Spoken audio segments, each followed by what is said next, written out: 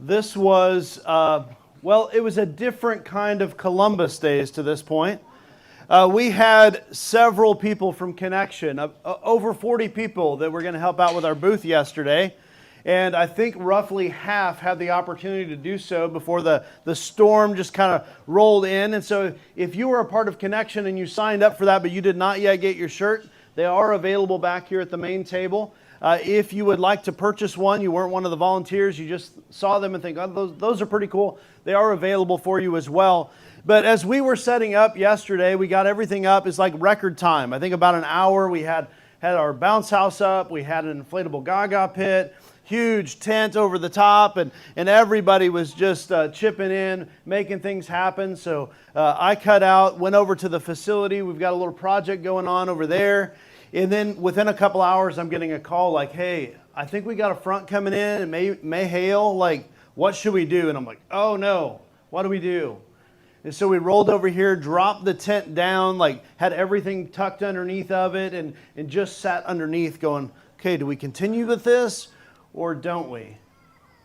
I don't know if you realize this, storms have a way of wrecking our plans. Do you ever find that in your life?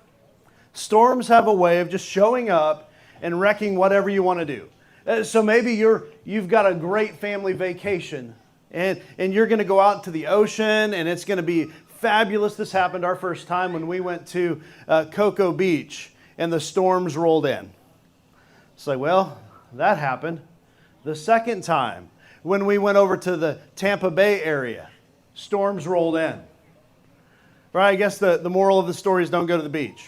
No, I'm just kidding. It was lots of fun. We were able to do some different things out there. But I think that it's not just the physical storms in life, but you guys have things in your life that you go through that you would refer to as, man, that was a storm. Like it wasn't rain and hail and wind, but man, I feel wrecked. I feel wrecked because I lost a loved one. I feel wrecked because there's some sort of big physical ailment, some health concern that's going on that I need to address. I feel wrecked because I lost a job that myself or somebody I know is battling an addiction. What are the storms in life that have wrecked you? Well, as we dive in today, we're going to be in Mark chapter 5. And to get to Mark chapter 5, I want to touch base a little bit on Mark chapter 4. Mark chapter 4, we see that Jesus is along the shore of the Sea of Galilee. And as he's there along the shore, he is teaching people through stories called parables. And they're coming to him and they're learning. And then it says at the end of chapter 5 that Jesus is like, hey, let's go to the other side of the lake. Now, I'm guessing there was probably a little bit more context in the real story, but as we read through the context, it kind of makes an abrupt turn. Hey, Jesus is teaching all the people, and now he's like, all right, guys, we're done. Let's go across the lake here. So they go across the Sea of Galilee, not one boat, but it says many boats because other people were with them. And they get out into the water, and the winds pick up. One of the first times I had an opportunity to go out on a fishing charter in Lake Michigan, we got out there and the winds started picking up. And the boat was kind of doing one of these things, which is okay, I think, unless you're trying to sleep or use the restroom. Either one of those two things, not so good, right? The rocking back and forth. And as the boat is rocking, the disciples are starting to panic. And they're not just panicking. They're also asking a question. Dude, Jesus, where are you? He's in the back sleeping. He's in the back sleeping. And so they go wake up Jesus and say, hey, the wind is picking up. Where are you? We need you. And Jesus comes out. It says he rebukes the wind and it stops. Peace, be still. And the water and the wind was calm. And the disciples were like, who is this guy? That even the wind and the waves obey him. Now that's the end of chapter 4, but as we embark on chapter 5, they've made it to the other side of the Sea of Galilee. And as they get there, there's a man that comes running out to them. And here's what it says in Mark chapter 5. They came to the other side of the sea, to the country of the Gerasenes. And when Jesus had stepped out of the boat, immediately there met him out of the tombs a man with an unclean spirit. Let's talk about the setting. As they crossed the Sea of Galilee, they went from the Jewish area, God's chosen people, to the Gentile area, not God's chosen people. They were viewed as being unclean. They went to the place of the tombs, the Gerasenes, and that was a place of the unclean, right? They were dead. And there was a man there who had an unclean spirit. He was possessed. And yet Jesus is entering into that context. Unclean world, unclean man, got some challenges going on. And we read on in verse 3 that this man lived among the tombs. I think one of the things that we can see about this man is that he was distant. He was distant. Now, we don't know if he was distant because all of the people were scared of him and they pushed him away, or if he was distant because all the challenges had led him to withdraw. But what we do know is he wasn't living around the people. It was so bad he was living in the cemetery with the dead people. He was distant. We also can learn from this passage that he was dangerous. If we read on in verse 3, it says this, "And no one could bind him anymore, not even with a chain. For he had often been bound with shackles and chains, but he wrenched the chains apart, and he broke the shackles in pieces. No one had the strength to subdue him." He was a dangerous man. I don't know if he was dangerous like he would attack people, but we do know that they couldn't control him. As much as they tried to put chains on him and to contain him, they just couldn't do that. And in verse 5, it says, "Night and day among the tombs and on the mountains, he was always crying out and cutting himself with stones." He was obviously distressed. So let's recap this for a moment. Jesus has went to the other side of the sea where he encounters this man living among the dead who runs out to him. And what we know from this passage about the man is he was distant. He was far from others, right? He was dangerous. They couldn't hold him back, and he was distressed. There was no hope. He was numb. He was hoping to feel something, anything, and he was willing to cut himself in order to do that. Now, I wonder if there's anybody here that has ever gone through this kind of a storm, where it seems like you're so far removed from anyone who would care, anyone who would love, anybody who could help. You are so far gone and hurting that you just have to run away from other people, that you have to try to figure out how to do life. You are so numb from hurting that you're cutting yourself. You're so hurting that you're just yelling out loud, but nobody can hear you because there you sit all alone. And I wonder if the people in the village are kind of viewing this as, man, this guy he's unsafe. He's uncontrollable. We don't know what to do. We're at our wits' end. We've had enough. Like, enough is enough. We've tried everything that we've got. And maybe there's somebody in your life that you've been trying to help. And as much as you try to help, it just seems like nothing is working and you are at your wits' end and enough is enough. You just can't handle it anymore. And so you pull back. But what about the man? What's he feeling? I have to imagine that this man is feeling, well, discarded. He's nothing more than a piece of trash. He's not valuable. He's not loved. Nobody seems to want to be around him. And whether they have actually physically removed him or he's removed himself, the pain is real. Maybe this man is feeling, well, defeated. The demons are attacking him. And they can't figure out what's going on. And so he's got so much opposition, so much attack that he's not able to handle it himself. He is overwhelmed by everything. Everything. He's defeated. But I think he's probably also desperate. He's desperate. That's why he's crying out. That's why he's acting out. He's desperate. He's looking for something, anything that maybe could help. But I think that there's other things at play here. Let's talk about this for a moment. Have you ever tried to help someone, but they're uncontrollable? Have you ever tried to step in, but you just get hurt in the process? Maybe it's not someone else. Maybe it's you. Maybe it's you. Have you ever been in pain, but nothing seems to help? You're so numb, desperate to feel anything. Maybe you're there now. Maybe you feel like you're not good enough. You're not normal enough. You're not safe enough. Maybe you can't have enough fun.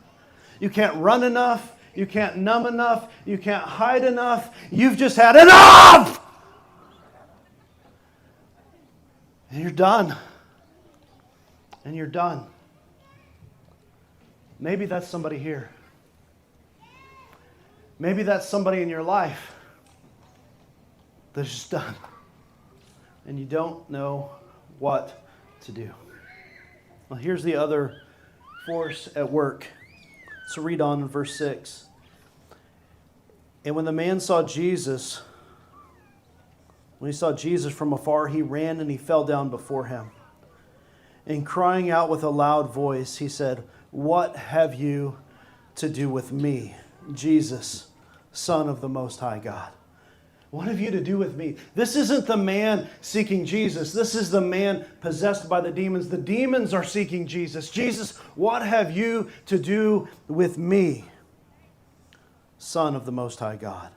I adjure you by God, do not torment me. For he was saying to him, "Come out of the man, you unclean spirit." And Jesus asked him, "What is your name?" And he replied, "My name is Legion, for we are many." And he begged him earnestly not to send them out of the country.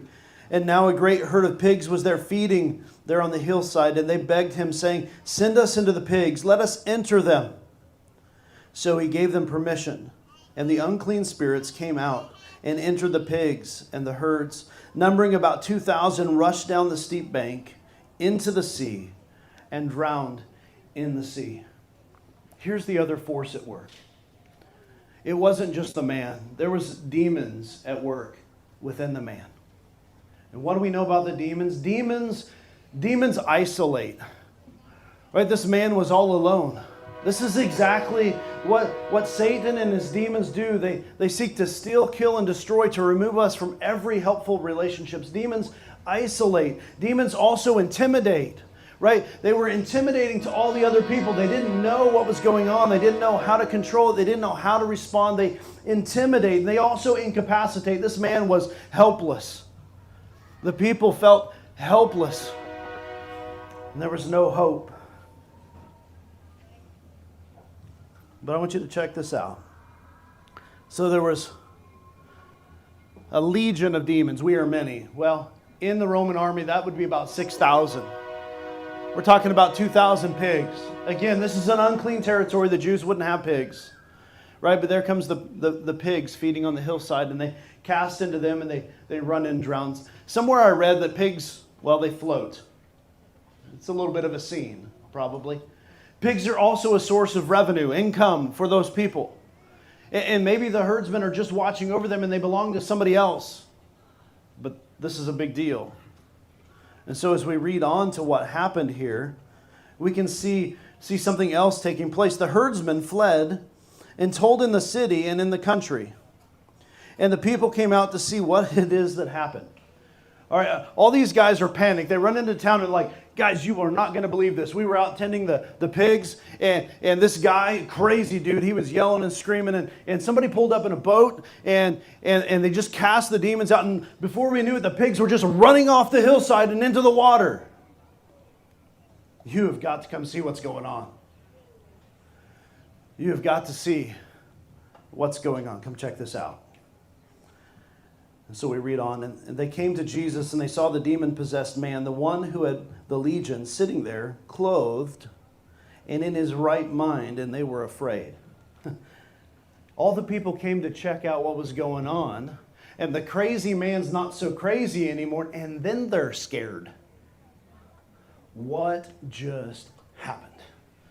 What just happened? Because things change when Jesus rolls up on the scene. And those who had seen it described to them what had happened to the demon-possessed man and to the pigs. And they began to beg Jesus to depart from their region. Okay, this guy has the power to drive out demons, and yet they're asking him to leave. Guy, we don't understand who you are, what's going on. This doesn't make sense. You need to go. You just need to go. People still do that with Jesus. They get tormented by the demons that they know. And when those demons are gone, they're in the land of unknown. And the very people that are there to help them, they drive away. That still happens. And as he was getting in the boat, the man who had been possessed with the demons begged that he might come with him. And he did not permit him, but said to him, Go home to your friends and tell them how much the Lord has done for you and how he has had mercy on you. And he went away and began to proclaim in all of the Decapolis how much Jesus had done for him. This man had a story to tell. It seemed as though everybody who encountered Jesus had some story to tell. Hey, come check this out. Come see what he did to the pigs. Come see what he did to this man who was possessed. The man who was possessed and no longer possessed needed to go share a story about how he was not, how there was somebody who stepped into his life that offered redemption and forgiveness. But one thing that you need to see at the very end of that little section is it says, and then Jesus went back across the sea. Let me connect these dots for you. Jesus was preaching on one side of the sea, and he got into a boat, and the wind picked up, and the storms came, and he calmed the storms. And then he went across the sea, finished his trek, and there was one man that he encountered. And this one man came to know Jesus, set free by Jesus, and then Jesus went back across the sea. Here's what that tells me. Jesus came across the sea for one man because everyone matters. Because everyone matters to Jesus. And because that everyone mattered, my guess is that guy who was healed went and told thousands of other people, who told thousands of other people what Jesus had done for him. Because everyone matters to Jesus. And so here's what I want to tell you. Everyone matters, even the distant one. You maybe feel like you're too far gone, you're too far removed, that everybody's rejected you, that you've withdrawn from any and everyone because you keep hurting things or they keep hurting you. Even the distant one matters to Jesus. Even the dangerous one matters to Jesus. Those who seem uncontrollable, uncontainable, they matter to Jesus. Even the distressed ones, the ones that are burdened, the ones that are overwhelmed, they matter to Jesus. The ones who are discarded, defeated, and desperate, they matter to Jesus. And here's what I can tell you. In Jesus, the distant are drawn near. In Jesus, the dangerous are disarmed. In Jesus, the distressed are delivered. I wonder, do you know Jesus? Is it time that you have an encounter with Jesus and find the redemption, find the healing, find the purpose, find the love, find the compassion that only Jesus can offer? Maybe someone in your life you have tried over and over. I want to let you off the hook. They already have a Savior, and it's not you. You don't have to bear that weight. Their Savior is Jesus. What you need to do, as much as it depends on you, is give them Jesus. Point them to Jesus. By the power of Jesus, demons are destroyed. Death is defeated. And the desperate are delivered. in Jesus. So what's your next step? What are you going to do today as a result of this message? Well, let me tell you some other stories that happen at the end of this. There's a woman who is bleeding for several years, and she's tried everything. She's spent every dollar. There is no more hope for her, except for there's this Jesus who's walking through the crowd, and she thinks to herself, if I could just reach out and touch Jesus, just touch his clothes, then I will be healed. And she does. And Jesus sees her in her pain, and she is healed. Maybe your next step today is to reach out to Jesus. Just have enough faith to touch Jesus. And there's a man who comes because his daughter she's sick. She's on the edge of death. And by the time Jesus gets there, she has already passed, and people are mourning around her. And Jesus goes, what are you doing, guys? She's only sleeping. She's only sleeping. And he says, rise and walk. Rise. Get up. So here's what this may mean for you. Maybe you're feeling like you're too far gone. There's no possible hope for you. There's no possible hope for your loved one. There's no possible hope for your coworker. But can I tell you something? We serve a God who raises the dead. We serve a God who raises the dead, which tells me there's hope in Jesus. No one is too far gone because everyone matters to Jesus. And if you've had that encounter with Jesus, here is simply your next step. You need to go tell as many people as you can. And they need to know, because when the storms of life come, when the wind picks up, they shouldn't be scared of the wind or the waves. They should focus on who's in their boat. And so the question for all of us is, are we rocking with Jesus? Good morning. Whoa. My name is Percy. I'm from Forge Christian Church in Hastings. I'm the man of Garrison. I am the man that was bound by chains. I am the man that distanced himself. I am the man that caused pain. I want to give you a little side story, what led me here today. I'm an alcoholic. I battled with that addiction for many years until I had enough. Demons came and played in my head, would plant seeds saying they don't care about you. They don't love you. You're better off dead. During this time, me and my wife's marriage was on the rocks, always fighting and nonstop. One night we got in a heated discussion, and I remember it as yesterday. Got in this huge argument. My daughter runs outside, and finally, I had enough. I'm done. That's the proof I needed. My family didn't love me. Nobody didn't want me. Alcohol turned me into a monster.